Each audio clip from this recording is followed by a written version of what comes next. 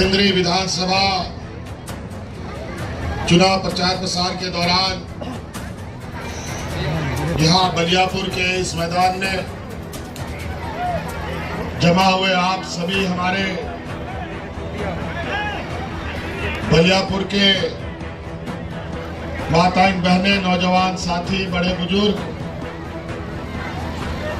और हमारे साथ उपस्थित यहाँ मंच पर इंडिया गठबंधन के सभी सम्मानित सदस्यगण, आप सबका हार्दिक अभिनंदन करते हुए मैं आप सबको झारखंडी जोहार करता हूं। जोहार जोहार। मैं आपको थोड़ा मोटा मोटा बात बता देना चाहता हूं, क्योंकि ये सिंदरी विधानसभा, जैसे कि पहले हमारे आदरणीय नेताजी ने कहा कि भारतीय जनता पार्टी के चंगुल में है, ये बात सही है। और अब जिस तरीके से हम लोगों ने इस बार महागठबंधन बन करके एक मजबूत अलायंस बना करके जो कार्य योजना तैयार किया है, इस राज्य से भारतीय जनता पार्टी का जड़ को उखाड़ देने का हम लोगों ने संकल्प लिया है। ये सामंती विचार, ये सांप्रदायिक फैलाने वाले लोग, हमारे बीच समाज में जहर बोने वाले लोग, इनको अब झारखंड से खदेड़ने का हम लोगों ने संकल्प लिया है। ये आदिवासी, दलित, पिछड़ा, मजदूर, किसान विरोधी ये जमात, व्यापारियों की ये फौज अब झारखंड में नहीं चलेगा। और इसलिए नहीं चलेगा क्योंकि 20 सालों तक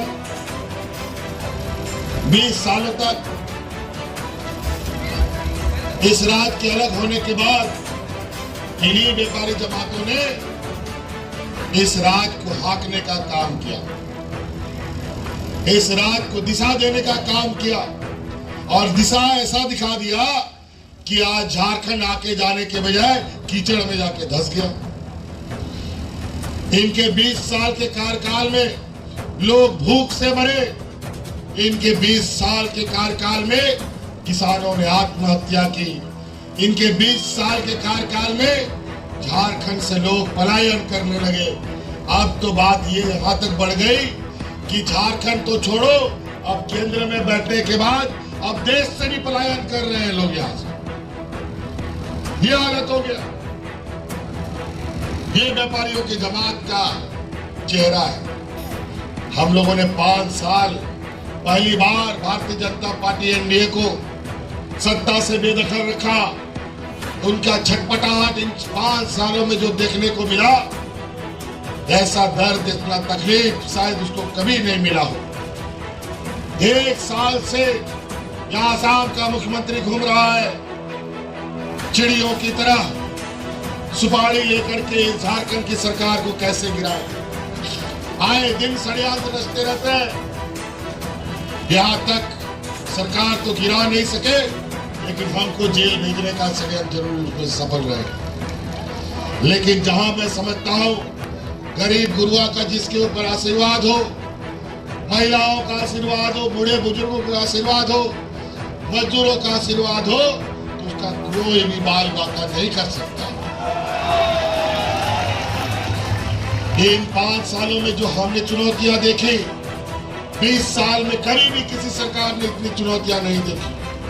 कोरोना जैसा महामारी आया और कोरोना में इतना लंबा समय कटा, 2.5 साल तक लगभग कोरोना हमारा लेके चला गया। और इस 2.5 साल में लोगों को बचाने के लिए हम लोगों ने एक चोटी एक कर दी। ऐसा महामारी जिसका आता ना पता, कौन सा दवा लगेगा, कौन सा दवा नहीं, कुछ भी पता नहीं। आज इस कोरोना से जंग लड़ते लड़ते हमारे 2 मंत्री भी शहीद हो गए। हमें बड़ी कीमत चुकानी पड़ी। भाई जगन्नाथ महतो हाजी हुसैन अंसारी साहब कोरोना के साथ निकल गए। आज अगर उनको आधी जिंदगी हम लोगों ने दे रखी है तो 5 साल तक हम ही ने सरकारी खर्चे पर उनको आज आजाद जीवित रखा।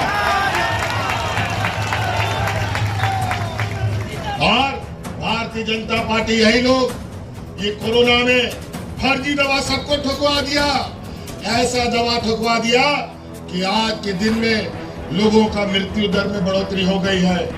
और उन्हीं लोगों को इन लोगों ने दवा बनाने का जिम्मा दिया जिन लोगों से इन लोगों ने चुनाव में चंदा लेने का काम किया। अरबों खरबों सबके साथ धोखा, पूरा देश के साथ धोखा। ये पैसा के लिए कुछ भी कर सकते हैं। आज इसीलिए इस राज्य में जो हम लोगों ने 5 साल इस राज्य के गरीब, मजदूर, किसान लोगों के साथ खड़ा रहने का काम किया, 20 सालों में कभी नहीं हुआ। हम लोगों ने मजदूर के लिए ऐसी नीतियां बनाई, देश में पहली बार इससे मजबूत नीति कहीं नहीं बनी।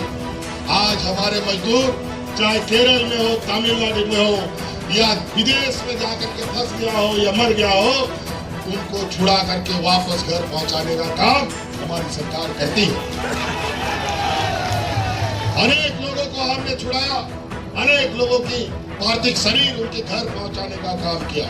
नहीं तो पहले मजदूर जहां का तहां मर जाए, कोई लाने वाला नहीं। ये स्थिति था।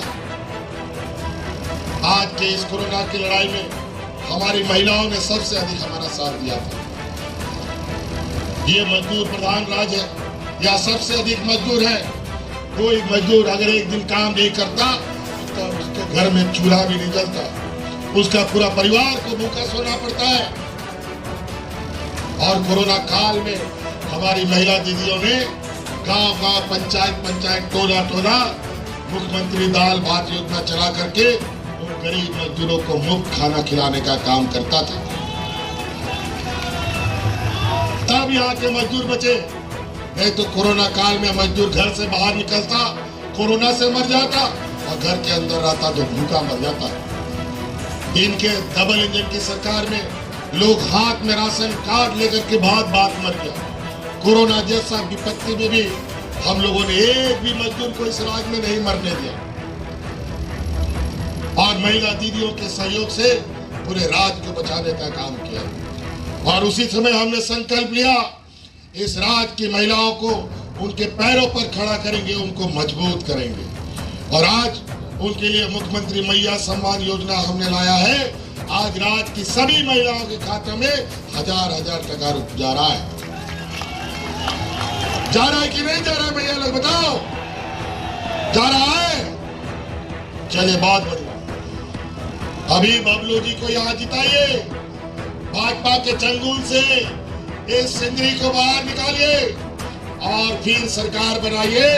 हमने संकल्प लिया है अगले 5 साल के भीतर में आपके खाते में 1-1 लाख रुपया पहुंचाने का हम आपको वादा करते हैं।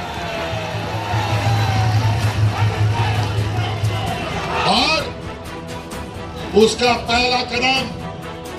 जो पहला कदम पड़ने वाला है, हमने निर्णय ले लिया है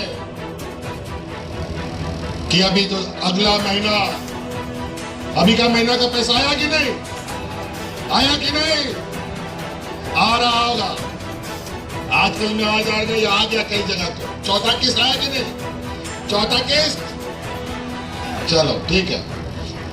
अभी दिसंबर में जो है ना, जो 1000 टका है वो 1000 बढ़ करके 2500 हो जाएगा। ठीक है, चिंता मत कीजिए। अभी धीरे धीरे बढ़ेगा साहब, लेकिन सरकार आपका होना चाहिए। मूलवासी आदिवासियों का सरकार होना चाहिए। मजदूर किसान का बेटा होना चाहिए आपका जनप्रतिनिधि। इसीलिए आप बबलू महतो को हर हाल में जिताइए। आज के दिन में भी हमारा गांव देहात इतना गरीब है जो छोटा छोटा जरूरत के लिए बड़े बड़े महाजनों से कर्जा लेता है।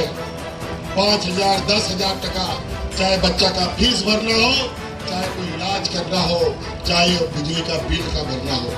अगर समय पे बिजली का बिल नहीं भरते हैं अब तो पुलिस और कोर्ट कचहरी हो जाता है। अगर समय में फीस नहीं दो तो बच्चा को स्कूल से बाहर कर देता है, निकाल देता है कि नहीं। लेकिन आज आपका वो बोझा हमने अपने कंधे पे लिया और आज आपका सारा बिजली का बिल का बकाया हमने माफ कर दिया। बिजली का बिल माफ हुआ कि नहीं? हो गया? बोझ हल्का हुआ कि नहीं? पूछो भारतीय जनता पार्टी के लोगों से कि 20 साल तक कौन सा गरीब का बोझ तुमने घटाया, कौन सा किसान का बोझ घटाया? एक भी नहीं बता सकता। 20 सालों में हमारा ये 4 साल का कोरोना की लड़ाई और फिर 2.5 साल का ये काम, आज हम लोगों ने आपके साथ दुख दर्द में खड़ा होने का काम किया। यहाँ किसान आत्महत्या करते थे, पहली बार 20 साल में हम लोगों ने किसानों का ऋण माफ करने का भी काम किया है। तो कई ऐसी चीजें हैं। ये वीर भूमि है, विनोद बिहारी मातो जी का भूमि है और आज यहाँ का संघर्ष, यहाँ का इतिहास किसी से छुपा नहीं है। आदरणीय दिसोम गुरु शिबू सोरेन जी आज बुजुर्ग हो गए, नहीं आ पाए, नहीं तो वो जरूर यहाँ होते। एक राय आप इस दुनिया में नहीं, विनोद बिहारी जी इस दुनिया में नहीं। आज उनके संघर्ष के हम बच्चे हैं, उनके नई पीढ़ी है, हमें उनके संघर्ष को नहीं भूलना चाहिए। आज इसीलिए गरीब गुरुआ संघर्ष नहीं करेगा तो मारा जाएगा।